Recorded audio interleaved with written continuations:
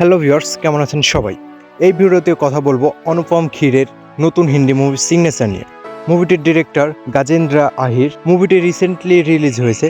তো চলুন মুভিটি কেমন ছিল, স্টোরিটা কি নিয়ে দেখে আসি। তার আগে কমেন্ট করে যাবেন আপনারা কারা কারা ইমোশনাল মুভি দেখতে পছন্দ করেন, এবং ভিডিওটিতে একটি লাইক করবেন। আপনার একটি লাইক আমাকে ইন্সপায়ার করে ভিডিও তৈরি করতে। তো মুভিটি বেসিক্যালি একটি সিগনেচার বেসড মুভি। মেডিকেলে হসপিটালে যখন কেউ মৃত্যুর সাথে লড়াই করে, আর একটি কনসার্ন ফর্মে সিগনেচার যেটার ওপর ডিপেন্ড করে তার চিকিৎসা, তার বাঁচা মরা। বাট পেশেন্ট অলরেডি মরে গেছে, এমন পেশেন্টকে জীবিত বলে ডক্টররা কিভাবে গরিব মানুষদের লুটে নেয় বিশাল বড় অ্যামাউন্ট। ঠিক এমন স্টোরি নিয়ে এই সিগনেচার মুভিটি। অনুপম খের যার স্ত্রীর মৃত্যুর সাথে লড়াই করে, আর সিচুয়েশনটা এমন হয়ে যায় যে একটি সিগনেচারের ওপর তার স্ত্রীর জীবন নির্ভর করে। আর সিগনেচারটা হলো ফাইন্যান্সিয়াল সিগনেচার, যেটা পেশেন্টের অল কস্ট বহন করে। যে সিগনেচার করার পর ডক্টররা চিকিৎসা শুরু করবে। তো মুভিটির মধ্যে অনেক ইমোশনাল সিন রয়েছে।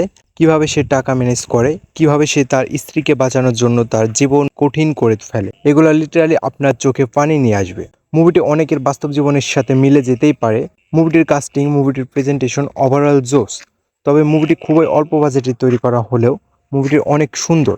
আপনার মন কেড়ে নিতে দেরি করবে না। যদি আপনি ইমোশনাল মুভি দেখতে পছন্দ করেন, তাহলে আর অন্য মুভি খোঁজাখুঁজি না করে ডাইরেক্ট এই সিগনেচার মুভিটি দেখতে বসে যান। তবে অলরেডি যদি কেউ মুভিটি দেখে থাকেন, তাহলে অবশ্যই কমেন্ট করে যাবেন, এবং ভিডিওটি ভালো লাগলে একটি লাইক করবেন, এবং পরবর্তী ভিডিও পেতে চ্যানেলটিকে সাবস্ক্রাইব করে পাশেই থাকবেন। সবাই ভালো থাকবেন, সুস্থ থাকবেন, ধন্যবাদ।